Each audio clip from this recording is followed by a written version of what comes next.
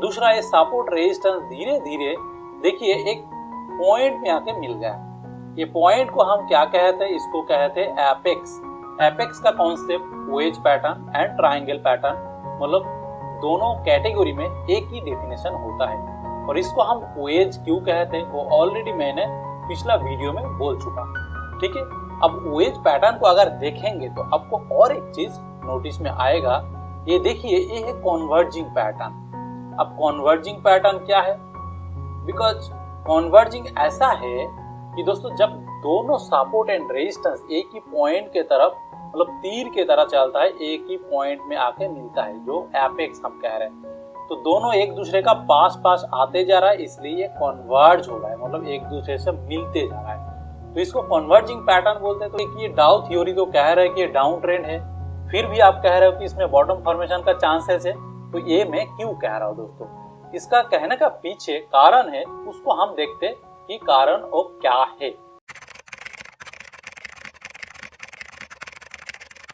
Hello friends, welcome to our channel मान invest talk. This is your friend Alamgir, और आज हम इस वीडियो में हमारा जो चौथी वीडियो है वेज पैटर्न के ऊपर, हमारा जो 3-4 वीडियो का सीरीज चल रहा था और भी आगे और कुछ बनेगा, उसका चौथी वीडियो है। तो बेसिकली ये पार्ट 4 है।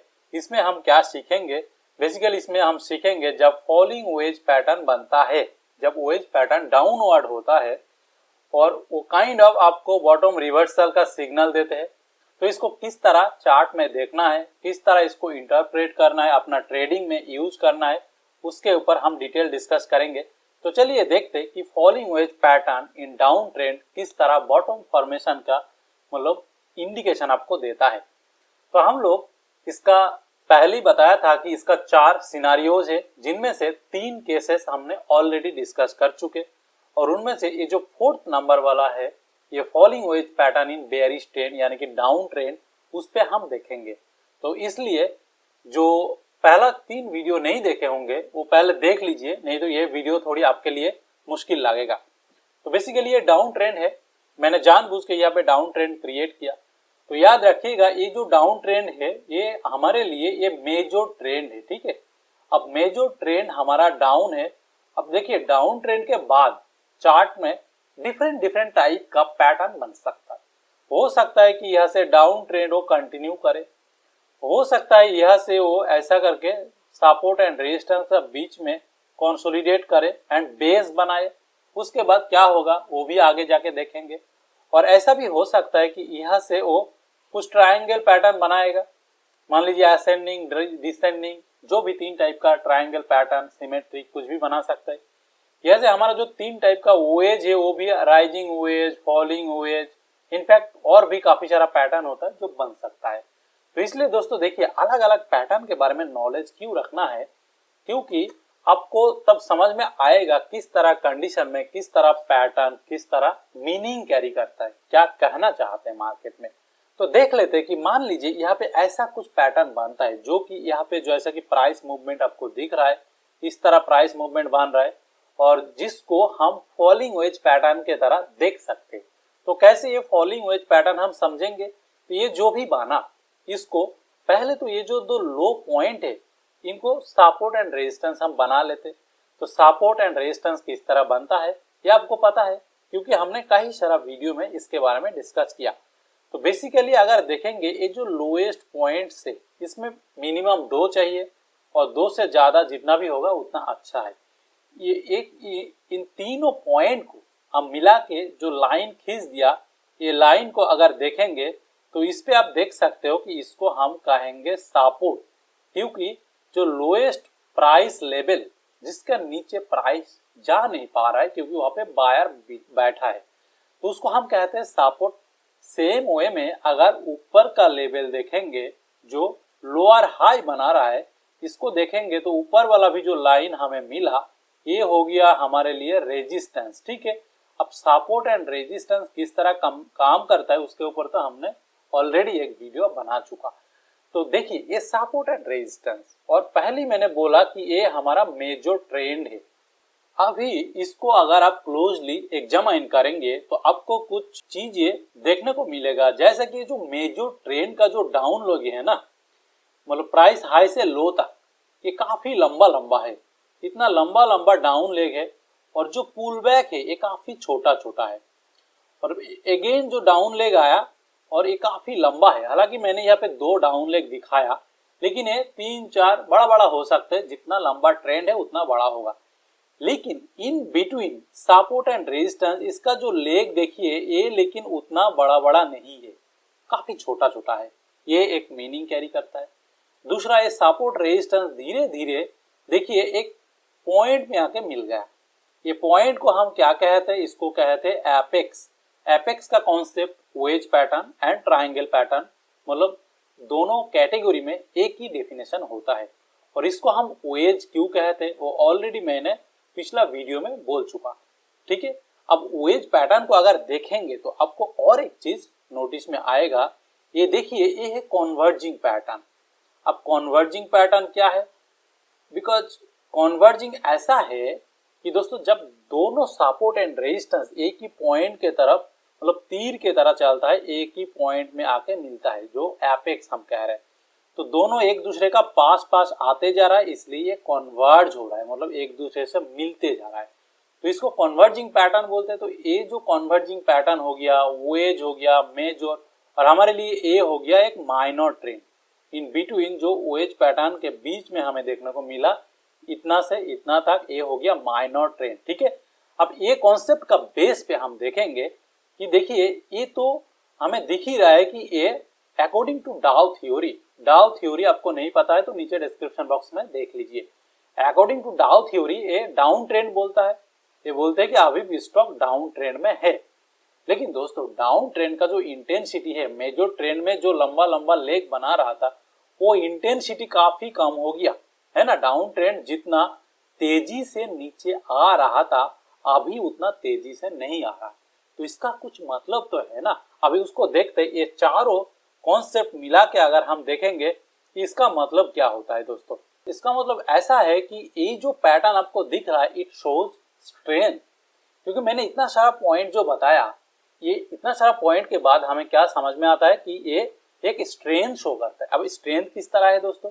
स्ट्रेंथ मतलब ये है कि मार्केट का जो डाउन ट्रेंड चल रहा था, वो हो सकता है कि बॉटम फॉर्मेशन हो रहा है। अभी आप बोलेंगे कि ये डाउ थ्योरी तो कह रहा है कि ये डाउन ट्रेंड है, फिर भी आप कह रहे हो कि इसमें बॉटम फॉर्मेशन का चांसेस है, तो ये मैं क्यों कह रहा हूं दोस्तों? इसका कहने का पीछे कारण है, उसको हम देखते कि कारण वो क्या है। तो बेसिकली देखिए, इसमें अगर आप ध्यान से देखेंगे तो मैं पॉइंट आउट करता हूं, जो डाउनवर्ड मोमेंटम वीकेंस। अब वीकेंस का क्या मतलब है? मतलब वीक होते जा रहा है, दुबला होते जा रहा है, मतलब डाउनवर्ड जितना तेजी से आ रहा था, वो मोमेंटम कम होते जा रहा है। अभी दोस्तों मोमेंटम कम कब कब हो सकता है, आपको ये चीज समझ में आना चाहिए। अभी देखिए, मोमेंटम तभी कम होगा जब मान लीजिए मार्केट में ऐसा कुछ हो रहा है। एक पॉइंट तो मान लीजिए ऐसा है कि जो भी सेलर था, उनके पास सेलिंग करने के लिए जितने भी थे, वो उन्होंने सेल कर चुका, तो नया न्यू सेलिंग के लिए उनके पास और स्टॉक नहीं है, ये एक हो सकता है। दूसरा ये हो सकता है कि उनको देखा कि अभी ये रीजनेबल प्राइस में आ गया और यहाँ से तेजी आ सकता है, क्योंकि उनको कुछ फंडामेंटल नॉलेज है, जिसके वजह से उनका डिसीजन है कि ये ऊपर जाएगा तो अभी और नहीं बेचेंगे। तीसरा ये हो सकता है कि जिस भी प्राइस में आया, मान लीजिए यहाँ पे 200 से स्टार्ट हुआ, यह आके वो 110 में ट्रेड हो रहा है, तो इस प्राइस में 110 प्राइस बैंड में बायर बैठा है, क्योंकि बायर बोल रहा है कि वो तो तेजी खेलना चाहते हैं बायर, तो उनका हिसाब से ये स्टॉक ऊपर जाना चाहिए। तो बोल रहा है सेलर, भाई तुम कितना भी बेचना चाहे बेचो, मैं तो खरीदूंगा उसी प्राइस में। तो प्राइस वहां पे सपोर्ट ले लिया, बायर वहां पे सपोर्ट दे रहा है प्राइस को। ओके, तो इस तरह बायर सेलर, ये जो उन दोनों का बीच में रस्सी खींचा खींची हो रहा है, उसके वजह से यहाँ पे प्राइस सपोर्ट ले लिया, तो इसलिए ये मोमेंटम वीक हो गया। तो ये तो एक हो गया कि मोमेंटम वीक हो गया, और किस वजह से वीक हो गया आपको वो समझ में आ गया। ओके, अभी देखिए दूसरा पॉइंट क्या हो सकता है। दूसरा पॉइंट ये है कि वोलेटिलिटी गेटिंग कॉन्ट्रैक्टेड। ये भी देखिए काफी इंपॉर्टेंट पॉइंट है, क्योंकि वोलेटिलिटी कॉन्ट्रैक्शन को अगर आप देखेंगे तो वो भी एक अच्छा इंपॉर्टेंट कॉन्सेप्ट है स्टॉक मार्केट का ट्रेडिंग में। क्योंकि वोलाटिलिटी कॉन्ट्रैक्शन अगर अच्छी तरह आप समझना चाहे तो मैं कहूंगा कि आप मार्क मिनारविनी का जो बुक है ना, किताब है, वो पढ़ लीजिए, क्योंकि वोलाटिलिटी कॉन्ट्रैक्शन का जो कॉन्सेप्ट जिन्होंने बताया वो है मार्क मिनारविनी। ठीक है दोस्तों, मैं यहाँ पे लिख देता हूँ कि मार्क मिनारविनी, शायद ऐसा कुछ एग्जाम्पल है। ओके, आप देख लीजिएगा, स्पेलिंग यहाँ पे गलत हो सकता है, अमेरिकन बंदा है, तो उनका आप किताब पढ़ लीजिए। वोलाटिलिटी कॉन्ट्रैक्शन मतलब ऐसा है कि जब प्राइस काफी ज्यादा ऊपर नीचे होने के बाद धीरे धीरे छोटा रेंज में वो मूव करने लगता है, धीरे धीरे प्राइस का जो मूवमेंट एक नैरो गैप के तरह होते हैं, बैंड बनाता है, तो इस तरह जब बनाता है तो उसको कहते हैं वोलाटिलिटी कॉन्ट्रैक्शन। क्योंकि यहाँ पे लो वॉल्यूम एक्टिविटी होता है, इसका पीछे बहुत सारा कारण है, इसके ऊपर मैं वीडियो बनाऊंगा। लेकिन वोलाटिलिटी कॉन्ट्रैक्शन ये हो सकता है कि बुलिश, हो सकता है बेयरिश। इस तरह पैटर्न अभी जो हम देख रहा है इसमें तो बुलिश सेंटिमेंट फोरकास्ट करते हैं और इसको बेयरिश भी हो सकता है। लेकिन जो भी है, आप यहाँ पे जो देख रहे हो ये वोलाटिलिटी कॉन्ट्रैक्शन अपने आप एक ट्रेंड रिवर्सल पैटर्न है। ठीक है, तो और एक चीज बता देता हूँ, हमने ट्राइंगल पैटर्न पढ़ा, वेज पैटर्न पढ़ा। वेज पैटर्न में हमने ऑलरेडी 4 कैटेगरी पढ़ लिए, ट्राइंगल में भी 3 कैटेगरी पढ़ लिए। सारा जो पैटर्न है ना उसमें वोलाटिलिटी कॉन्ट्रैक्ट होता है। ये क्यों होता है दोस्तों, आप थोड़ी खुद समझ लीजिएगा कि वोलाटिलिटी कॉन्ट्रैक्ट होते ही ये मैं क्यों कह रहा हूँ। ओके, तो वोलाटिलिटी कॉन्ट्रैक्शन के लिए ये पैटर्न बुलिश हो गया।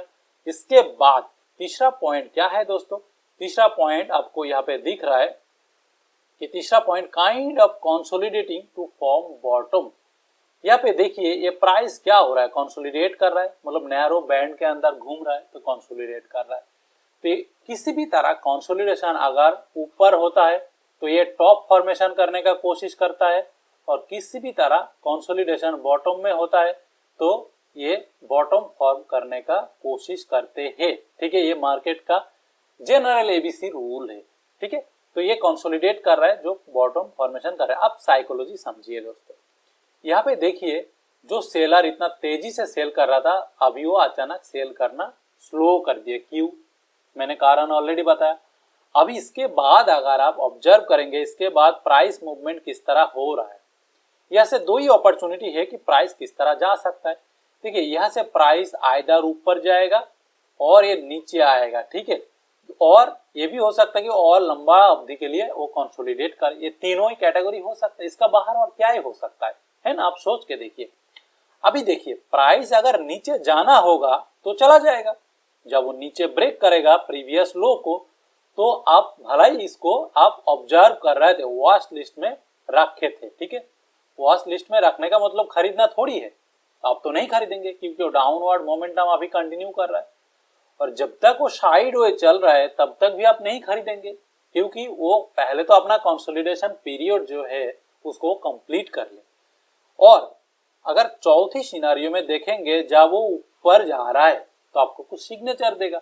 आपको अगर वॉल्यूम रीडिंग आता है तो उसमें भी आपको पता चल जाएगा कि ये ऊपर जाएगा कि नीचे जाएगा, in of course in terms of probability. तो अभी मान लीजिए जब वो ऊपर जाएगा तो वो क्या कहना चाहते, इस तरह जब ऊपर गया तो इससे आप अभी पिछला जो हमारा नॉलेज है अलग अलग वीडियो में उसको आप कोरिलेट कर लीजिए। यहाँ पे आपको एक डब्ल्यू पैटर्न दिख रहा है, यहाँ पे आपको एक हायर हाई पैटर्न दिख रहा है। तो ये हायर हाई पैटर्न जो आपको दिख रहा है ये भी एक बुलिश सेंटीमेंट है, ये जो डब्ल्यू पैटर्न है ये भी एक बुलिश सेंटीमेंट है, बॉटम फॉर्मेशन है। और इसके साथ अगर वॉल्यूम आपको पता है तो आपको तो समझ में आ जाएगा कि ये ऊपर जाने वाला है। जब भी ये इस तरह मूवमेंट दे दिया, इसके बाद आप क्या करेंगे, जब ये प्रीवियस हाई को ब्रेक करके नया हाई बनाया तो आप कहीं से भी एंट्री कर लीजिए। अब एंट्री के बाद देखिए यहाँ पे एसएल भी लगाना पड़ेगा, एसएल आप यहाँ पे भी लगा सकते हो, यहाँ पे भी लगा सकते हो, और थोड़ी नीचे भी ला सकते हो। ये डिपेंड करता है कि आपका किस तरह स्टाइल में आप ट्रेड करते हो, किस तरह आप रिस्क को मैनेज करते हो, और किस तरह कैपिटल लेके आप ट्रेड करते हो, किस तरह टाइम पीरियड के लिए आप ट्रेड कर रहे हो। यानी कि आप इंट्राडे ट्रेडर हो, आप स्विंग ट्रेडर हो, या आप ट्रेंड फॉलोअर हो, या आप लॉन्ग टर्म इन्वेस्टर हो, जो भी हो, आप अपना अपना स्टाइल से आपको स्टॉप लॉस चूज करना है, एंट्री पॉइंट चूज करना है, आपको एक ही कॉन्फर्मेशन में आप एंट्री लेना चाहते हो या एक्चुअली ट्रेंड को एस्टेब्लिश होने देंगे उसके बाद आप यहाँ पे एंट्री लेंगे, तो ऐसा अलग अलग स्टाइल हो सकता है। हर तरह स्टाइल सही है अपने अपने जगह पे, जिसको जो भी पसंद आता है वो आप कर सकते हो। ठीक है दोस्तों, इसके बाद ज्यादातर सिचुएशन में आप देखेंगे कि ये ऊपर जाएगा जब ये अप साइड ब्रेकआउट होगा। अगर वो डाउन साइड चला जाता तो कोई बात ही नहीं आता बात करने का, कोई क्वेश्चन ही नहीं है, why we will buy, we will not buy. Okay, तो इस तरह मूवमेंट आएगा और ये ट्रेंड रिवर्सल के बाद हो सकता है कि 2 साल ये ट्रेंड कंटिन्यू हो सकता है कि 1 महीने में बंद हो जाए, हो सकता है कि 1 साल, 6 महीना, 3 महीने, कुछ भी चल सकता है। ठीक है, ये तो प्रोबेबिलिटी, मार्केट में हमेशा हर चीज प्रोबेबिलिटी में होता है। ठीक है दोस्तों, प्रोबेबिलिटी को आपको अच्छी तरह समझ में आना चाहिए। जब तक आप मार्केट का प्रोबेबिलिटी थ्योरी नहीं सीखेंगे तब तक किसी भी हालत में आप अपना रिस्क को मैनेज नहीं कर पाएंगे, क्योंकि रिस्क कहाँ से मैनेजेबल माइंडसेट में आता है जब आप प्रोबेबिलिटी समझ जाते हो। ठीक है दोस्तों, तो मैं अगर इसका प्रोबेबिलिटी का हूं तो ये 50% से 60% का बीच में इसका विनिंग प्रोबेबिलिटी होगा, यानी कि 50% ट्रेड आपका लूजिंग ट्रेड होगा और 50 to 40% ट्रेड आपका, मतलब 10 में से 4 या 5 ट्रेड आपका लॉस देगा आपको और बाकी ट्रेड आपको प्रॉफिट देगा। लेकिन दोस्तों आप पूछेंगे कि अगर इसी तरह ये पैटर्न है तो क्यों हम टाइम बर्बाद कर रहे हैं। दोस्तों यही तो गलती है ना, आप समझते नहीं हो। आप 40% विनिंग प्रोबेबिलिटी के साथ भी बहुत ज्यादा पैसा कमा सकते हो किसी भी ट्रेडर से, अगर आपको इसका राइट माइंडसेट, राइट तरह बैक टेस्ट करके आप रिस्क मैनेज करके ठीक ठाक आप प्रॉफिट लेना जानते हो। क्योंकि एक लेग जब आपको प्रॉफिट देगा ना, ये प्रॉफिट 50% भी हो सकता है, 10% भी हो सकता है, 200% भी हो सकता है। लेकिन आप जब लॉस ले रहे हो ना, ये लॉस किसी भी हालात में 10% से ज्यादा मत लीजिए। ठीक है, तो इसी तरह प्रोबेबिलिटी और विनिंग स्ट्रैटेजी ये सब आपका फेवर में काम करता है। तो दोस्तों ये हो गया हमारा डाउन ट्रेंड में, मतलब फॉलिंग वेज पैटर्न किस तरह बुलिश सेंटीमेंट शोकास्ट करते हैं। मैं उम्मीद करता हूँ कि आपको समझ में आया होगा। अगर कुछ समझ में नहीं आया तो कमेंट करके जरूर नीचे लिखिए, और अगर अच्छा लगा तो लाइक कीजिए, दोस्तों के साथ शेयर कीजिए, हमारा टेलीग्राम चैनल ज्वाइन कीजिए। ठीक है दोस्तों, वीडियो देखने के लिए थैंक यू। मिलते हैं नेक्स्ट वीडियो में, बाय बाय।